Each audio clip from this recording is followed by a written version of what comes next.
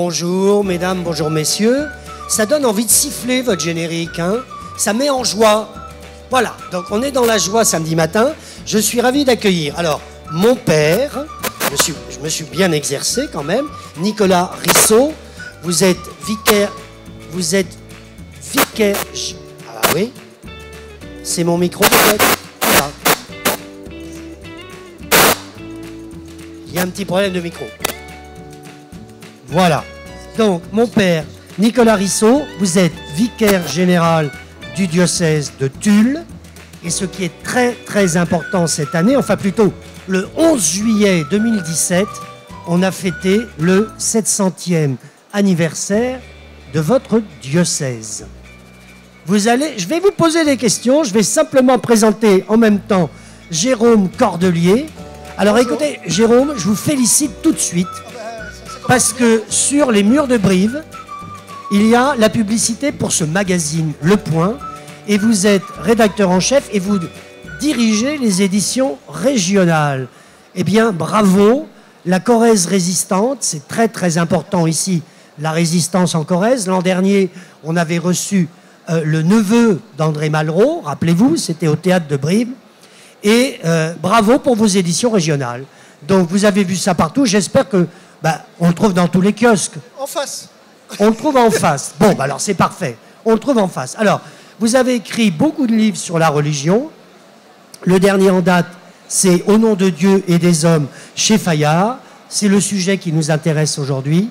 La grande saga des franciscains, dominicains et jésuites du XIIIe siècle, comme par hasard 1317, et jusqu'au XXIe siècle, puisque le pape Bergoglio, le pape François, est le premier pape jésuite. Alors, on va peut-être démarrer par ça. Vous avez écrit donc cette histoire sur les franciscains, les dominicains et les jésuites depuis le XIIIe siècle. Quelle est la grande Dominique, François d'Assise, Ignace de Loyola? Quelle est la grande définition de chacun des mouvements spirituels? D'abord, les franciscains. Définition, c'est-à-dire vous voulez un mot, c'est un quiz en fait. Non, c'est pas un quiz. Ah ben non. Mais je pense qu'il faut redéfinir un peu les choses. Oui. Alors déjà, ce que je voulais dire, c'est que j'avais fait une enquête journalistique. Ce qui m'intéressait, c'était de voir un peu la pérennité de ces ordres, si vous voulez, depuis le XIIIe siècle jusqu'au XXIe siècle. Il n'y a pas beaucoup d'institutions au monde, qui ont une telle pérennité et surtout qui ont un message qui continue à être moderne, en tout cas, sinon moderne, du moins contemporain. Donc voilà, c'était un peu la base de départ sur cette enquête. Alors un mot, les franciscains, je dirais intuitifs, visionnaires. Dominique, je dirais bâtisseur. Et Ignace, je dirais, comment on pourrait dire, mon père, on pourrait dire... Ignace, c'est les jésuites. J'allais dire militaire, mais bon, les jésuites ne seraient pas très contents. Ignace... Donc je dirais combattant. Bon, alors... Guerrier, mais au bon sens du terme, oui. Très bien. Ignace, c'est les jésuites, hein, justement. Qu'est-ce qui s'est passé? Alors peut-être que c'est Nicolas Risso qui va me répondre. Pourquoi on a attendu si longtemps pour avoir un pape jésuite? Qui veut répondre? Il n'y a pas de réponse formelle à cette question-là. Il y a certainement peut-être quelque chose qui s'est joué dans l'histoire même de ces trois ordres. Alors je dirais un peu autrement de ce qu'a dit Jérôme. Je crois que les franciscains ont porté le souci de l'autre.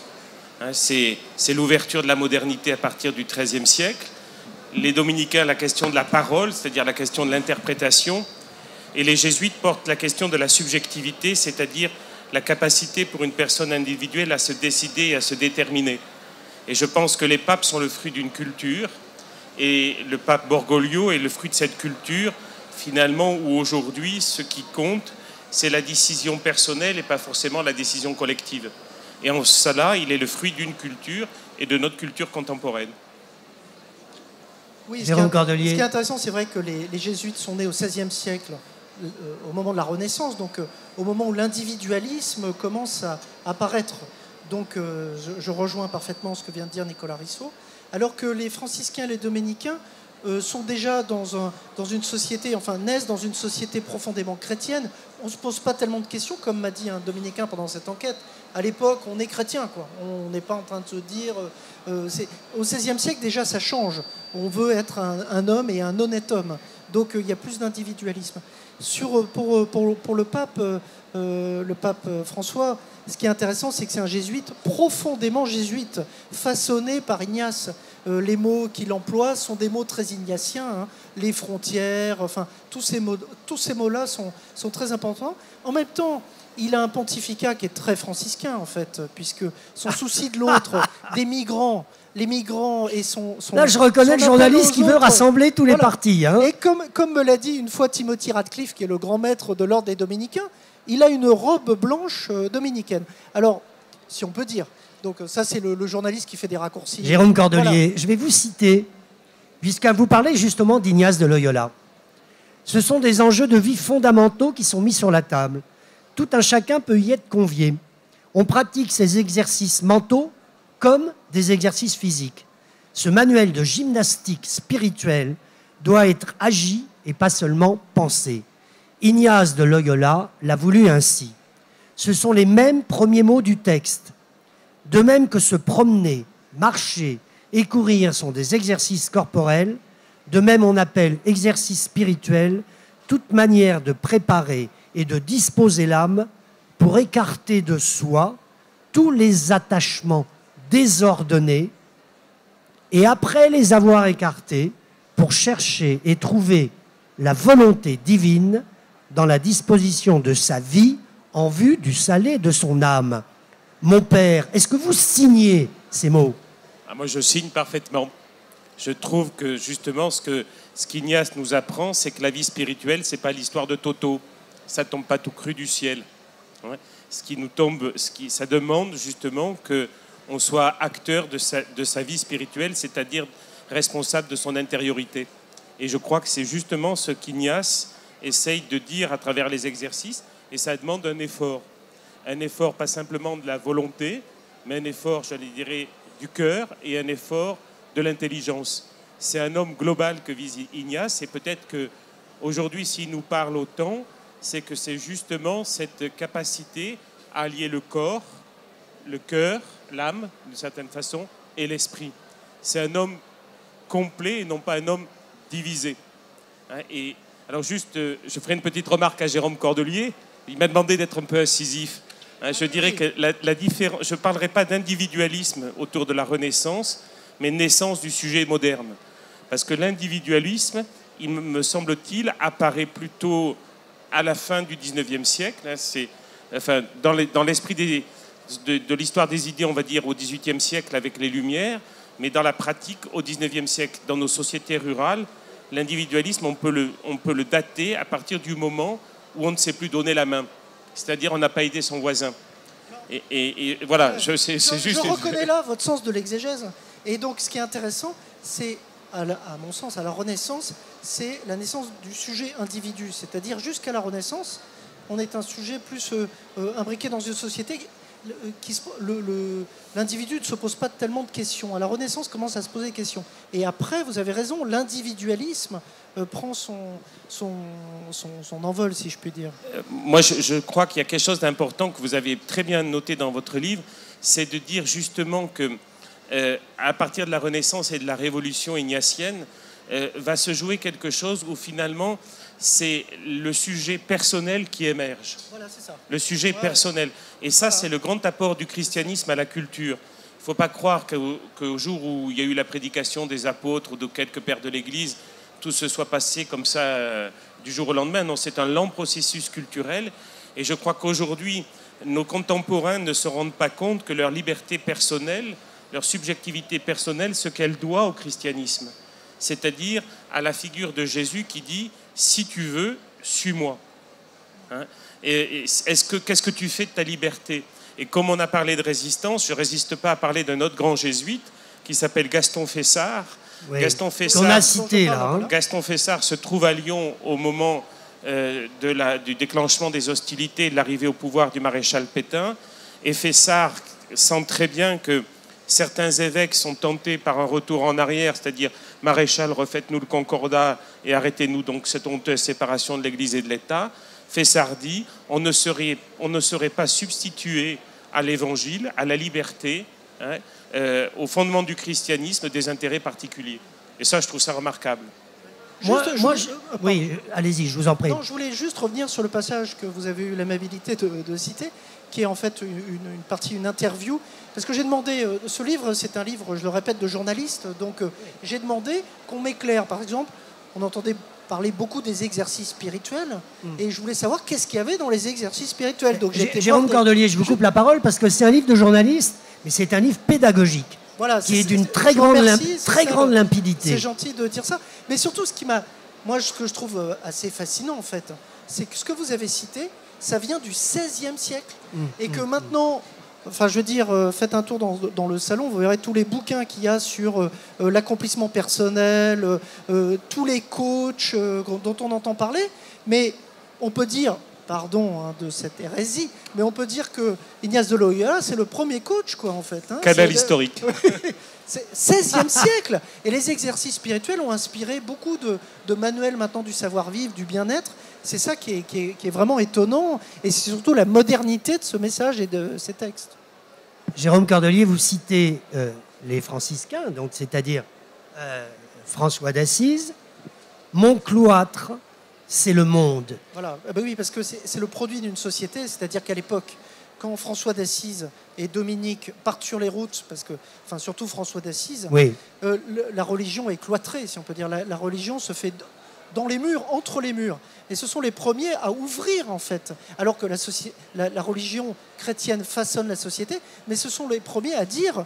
Bon, ben, on part sur les routes et on va essayer d'évangéliser. Et c'est ça qui est assez intéressant, parce que la vie de Saint François d'Assise, c'est un vrai road movie. C'est une aventure incroyable. Oui. C'est parce qu'il va créer un mouvement, c'est une espèce de petite fraternité ad hoc. Et puis c'est un poète aussi. Ah bah, c'est un rêveur, voilà. C'est un poète. Pas si rêveur que vous n'avez pas l'air d'accord, Nick. Pas si rêveur que ça, justement. Pas si rêveur que ça. Dans le bouquin, c'est ce que je dis à un moment, c'est pas le baba cool qui se balade dans les pâturages, hein, François d'Assise. Et qui est fasciné par les oiseaux. Moi, je pense que c'est un des aspects que j'ai voulu aborder dans ce livre aussi, c'est qu'il est très politique. C'est un grand politique, François d'Assise. Et en fait, cet engagement spirituel est aussi un engagement politique assez important.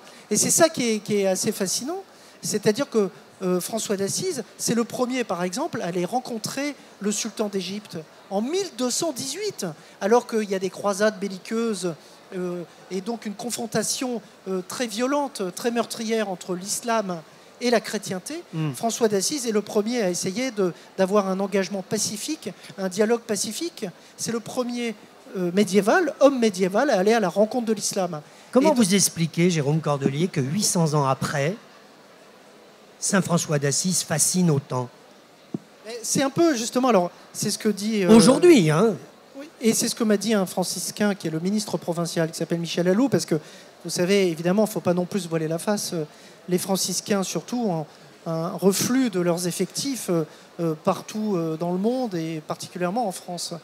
Mais Michel Alou a cette phrase que j'ai mis en exergue d'un chapitre, c'est dit « Il faut tuer François d'Assise ». Alors, évidemment, il rigole quand il dit ça. Mais il dit... En fait, les franciscains ont été un peu dominés par cette figure écrasante de François d'Assise qui les a empêchés un petit peu de s'épanouir, en tout cas de nos jours. Qu'est-ce qui s'est passé dans l'histoire franciscaine? C'est que d'abord, il y a une forte intuition par François d'Assise. François d'Assise, il ne voulait pas créer un mouvement, il ne voulait pas créer un ordre hiérarchisé, très, très encadré. Après, Bonaventure est arrivé, a été le théoricien de cet ordre, de même que Thomas d'Aquin a été le théoricien dominicain. Après, l'ordre s'est constitué. Et après, qu'est-ce qui s'est passé? C'est que Rome a voulu, comme il l'a fait avec les dominicains et après les jésuites, Rome a voulu un peu instrumentaliser ces ordres. Il y a eu en faire un peu le bras armé de l'Église. Mais actuellement, qu'est-ce qui se passe? C'est que les franciscains sont toujours très présents, et c'est ce que j'ai voulu montrer dans ce livre, que ces religieux sont très présents et surtout sont modernes. Enfin, je veux dire, ici, les grottes de Saint-Antoine à Padoue, vous avez le frère David Verne dont je parle dans le livre, qui voulait venir et malheureusement qui n'est pas à Brive aujourd'hui. Et qui est un jeune homme très, très moderne. Enfin, je veux dire, il y a un discours moderne. François d'Assise, c'est le premier écolo. Vous relisez des phrases de François d'Assise, ou du moins des phrases interprétées par Bonaventure et beaucoup de franciscains sur Saint François d'Assise. Ce sont des phrases très, très, très modernes. Alors, sur le féminisme, l'écologie. Et je dirais plus loin, après j'arrête de monopoliser le micro, mais Dominique, par exemple, le fonctionnement dominicain, c'est la société collaborative dont on nous rebat les oreilles actuellement. La Silicon Valley n'a rien inventé. Et alors ce qui m'a fait plaisir, c'est qu'hier, figurez-vous, j'étais à Nice pour un forum du Point sur la technologie. Et il y avait Idriss Aberkan. Vous savez, Idriss Aberkan, il a beaucoup de succès avec ses essais sur... c'est lui un peu le chantre de la Silicon Valley et tout. Et à un moment, il me prend à part, parce qu'on se connaît un petit peu, et il me dit, mais Jérôme, tu sais que la Silicon Valley, c'est les Dominicains. Et donc, voilà, j'ai trouvé que c'était intéressant. Oui, alors, on vous sent quand même très passionné, là, Jérôme Cordelier. Hein. Quand on embrasse un sujet comme ça, on est passionné. Alors, moi, j'aime beaucoup le début du livre, parce que vous nous donnez envie d'aller au Musée des Beaux-Arts de Lyon. Alors, Nicolas, vous connaissez ce tableau? Je connais ce tableau de Rubens. Les deux tableaux, oui, en effet. Qui était à Anvers et qui est maintenant à Lyon. Et c'est très amusant. Je vais lire un peu ce que vous dites sur ce tableau qui a pour titre Saint-Dominique et Saint-François d'Assise, préservant le monde de la colère du Christ. Et voilà votre commentaire, Jérôme Cordelier. C'est un tableau tout en muscles, si l'on peut dire, sur lequel un Jésus jupitérien, dressé sur un nuage noir, brandit une gerbe d'éclairs et fustige du regard une cohorte d'êtres humains apeurés, se pressant en contrebas contre les deux saints catholiques qui, les corps noués, massifs, virils, implorent du regard l'indulgence divine. C'est quand même écrit comme un roman, là, hein? Merci, merci. Ah oui. Peut-être le père Nicolas Risso qui connaît les... Moi, Nicolas Risso, vous connaissez ce tableau? Je connais ces deux tableaux. Je m'arrêterai moins sur celui de Rubens que sur celui de Zurbarán, qui est une œuvre exceptionnelle, dans le livre, qui est d'ailleurs remarquablement bien présentée dans le Musée des Beaux-Arts de Lyon, et où on voit un Saint François qui est finalement transfiguré par ce qui le traverse. Et ce qui le traverse, c'est finalement pour reprendre un thème franciscain, c'est la souffrance des hommes. C'est un homme qui n'est pas du tout, comment dire ça, dans son compte en soi ou dans sa spiritualité mystico-gazeuse. Ce qui le touche, c'est l'aventure humaine et la difficulté que l'homme a à être un homme, c'est-à-dire de ne pas se compromettre avec le mal, mais d'essayer de conduire une existence à l'aune de ce qui est bon et de ce qui est beau. Et Zurbarán a rendu ça de façon absolument extraordinaire, parce que c'est un des plus grands peintres, je crois, du siècle d'or espagnol. Et il est grand, il est d'une finesse absolument exquise. Et je trouve que ça nous permet de comprendre justement quelle a été la figure de Saint François. Mais si vous permettez, Jérôme a oublié un aspect fondamental de son livre qui peut aujourd'hui nous renseigner sur l'importance du travail des franciscains et des dominicains. Vous l'avez évoqué, ce sont deux ordres qui ont été au contact du monde arabe. Et à la grande époque d'ailleurs... Et qui le reste. Et qui le reste. Je pense en particulier donc aux franciscains à la custodie de Terre Sainte, mais je pense surtout à deux lieux très importants aujourd'hui, qui est l'Institut d'études dominicaines du Caire, qui a été fondé par le père Anawati. Et figurez-vous que cet institut dominicain est né quelques années après l'école biblique et archéologique de Jérusalem. Pourquoi c'est important d'en parler? Parce qu'aujourd'hui, un des éléments clés du dialogue avec l'islam, c'est la question de l'interprétation et de la critique historique. Et les dominicains, là, sont à la pointe de la modernité. C'est un institut français.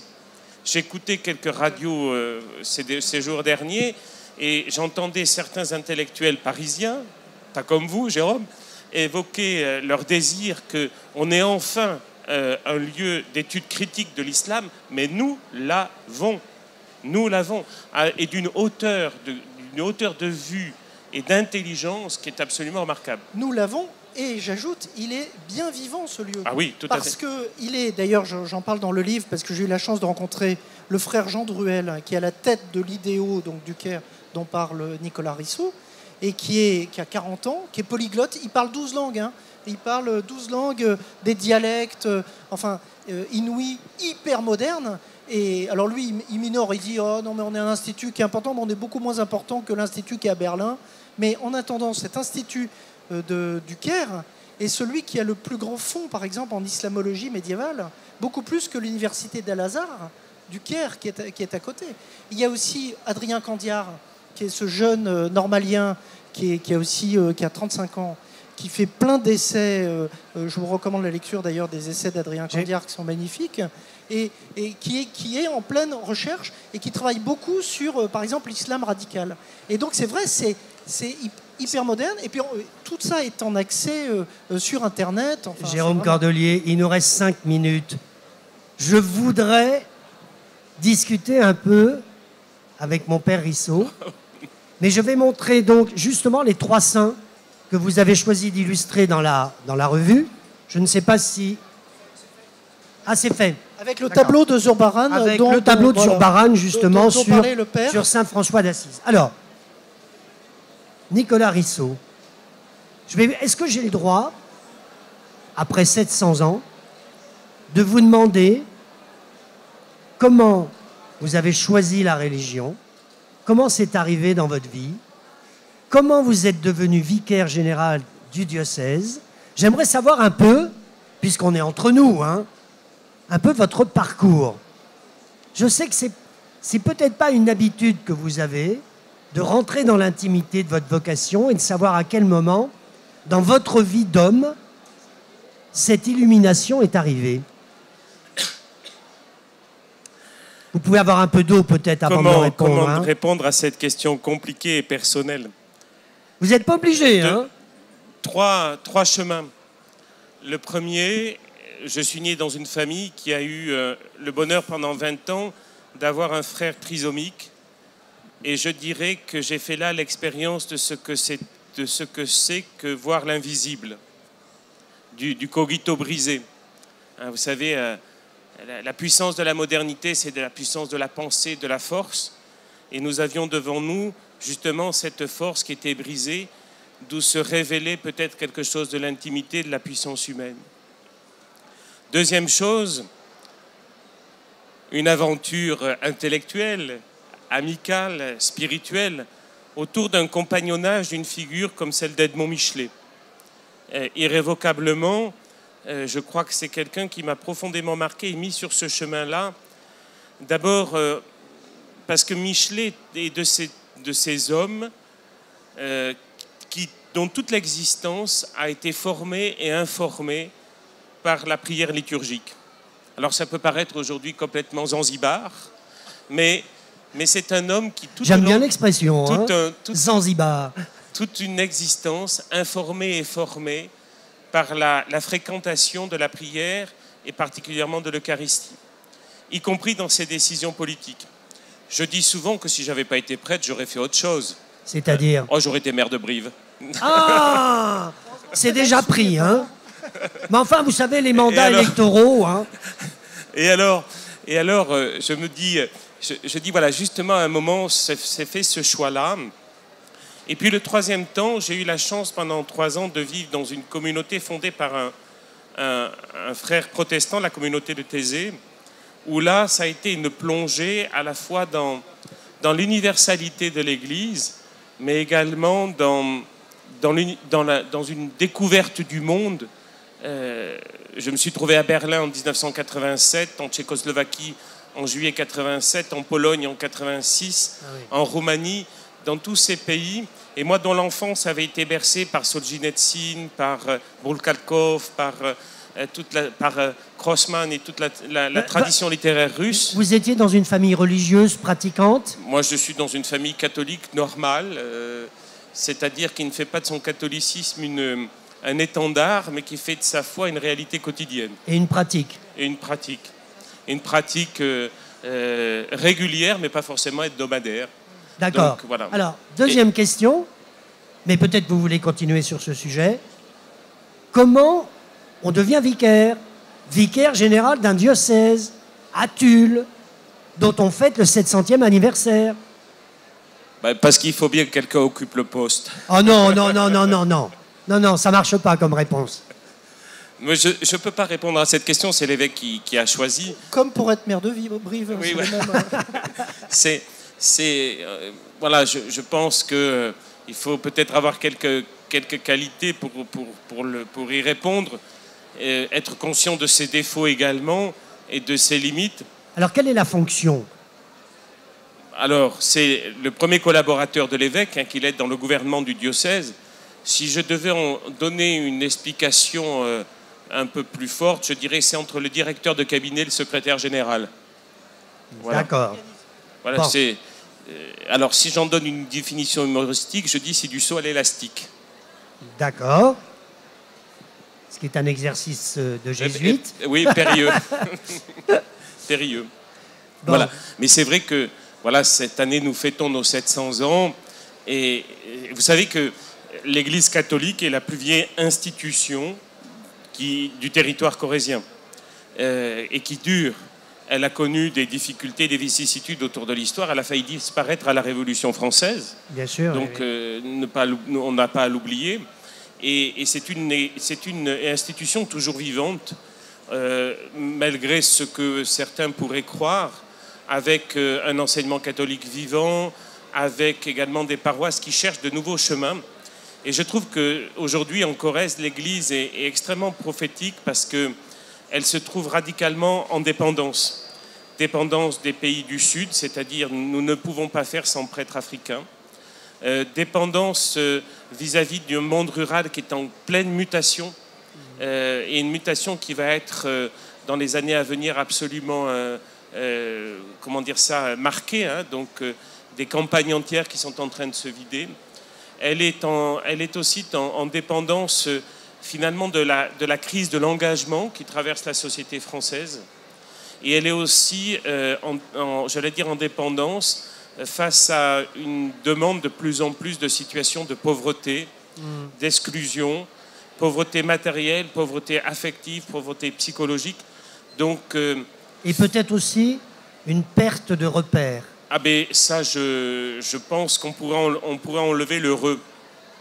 Hein, on pourrait enlever le préfixe, une société en perte de père. Votre charge aujourd'hui, vous exercez ce poste depuis combien d'années? Ah ouais, moi j'exerce depuis le 1er août, pardon. Ah oui, d'accord. Donc je suis en rodage. Ah, très bien. Votre poste, comment vous allez le projeter dans les années qui viennent? Moi, je pense qu'il y a deux axes majeurs. La première, c'est d'accompagner et susciter des communautés chrétiennes locales qui font des choses très ordinaires. Mais on est à la foire du livre. Pour ceux qui auraient peur de l'ordinaire, je leur conseille la lecture de Christian Bobin. C'est-à-dire visiter les gens, faire attention que les personnes ne soient pas oubliées, des gens de plus en plus isolés. C'est ça l'ordinaire. Que l'Église soit ouverte, qu'elle soit entretenue, parce que c'est intéressant dans l'existence de regarder ailleurs et de voir différemment. Et puis la deuxième chose, je pense, le deuxième axe, dans un monde de plus en plus mondialisé, où on a accès de plus en plus à l'information, je crois résolument à la place de la formation et à la construction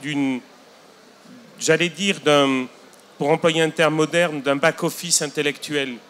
Nous ne pouvons pas vivre simplement du digest ou de nos émotions, mais nous sommes appelés à penser le monde qui est le nôtre et à le penser au travers d'une culture qui nous a façonnés, qui nous façonne aujourd'hui, qui n'est pas forcément chrétienne, mais qui peut-être peut justement nous interpeller et nous dire quels sont les chemins de paix et de liberté qui s'offrent à l'homme aujourd'hui. Belle conclusion, hein, mon père. Alors là, vraiment, c'est presque une conclusion comme Saint François d'Assise. Mon diocèse, c'est le monde. Est-ce que je peux me permettre juste de rebondir sur Oui, mais alors brièvement, Jérôme, parce qu'on me fait des signes désespérés là. Bon, on va dépasser notre temps de parole. Non, juste, quand vous dites que la foi ne soit pas un étendard, mais quelque chose d'ouvert dans la réalité quotidienne, à mon avis, c'est exactement l'exemple des franciscains, des dominicains et des jésuites. Ce qui donne à voir, en tout cas, c'est ce qui m'a inspiré dans ce livre. Deuxième, ça va vous plaire. C'est pas de ma faute, hein, c'est lui. Ça va vous plaire. Quand j'ai fait le numéro sur la Corrèze résistante, j'ai été voir Claude Michelet. Et Claude Michelet m'a raconté cette histoire que je trouve absolument magnifique et qui, à mon avis, conclut bien cette table ronde. C'est que à Dachau, son père Edmond Michelet, à un moment, était empêché pour aller dans sa messe quotidienne parce qu'il était malade. Et qu'il était ami avec Germain Amboiroux, qui était un communiste stalinien pur et dur, très athée. Et Germain Amboiroux est venu voir Edmond Michelet et lui a dit « Tu ne peux pas aller à ta messe aujourd'hui, eh bien j'irai à ta place. Je me mettrai dans le fond de l'assistance et je te représenterai. Je ne crois pas, mais j'irai pour toi, je serai ton intermédiaire. » Et voilà. Jérôme Cordelier, merci. Je rappelle le titre de votre ouvrage que vous pouvez dédicacer sur le stand Fayard, Au nom de Dieu des hommes et des hommes, la grande saga des franciscains dominicains jésuites. Quel est le numéro de votre stand? L9. L9. Mon père, bon anniversaire. Merci, merci. Au J'espère diocèse. qu'on se reverra sur Corrèze Télévision. Avec plaisir.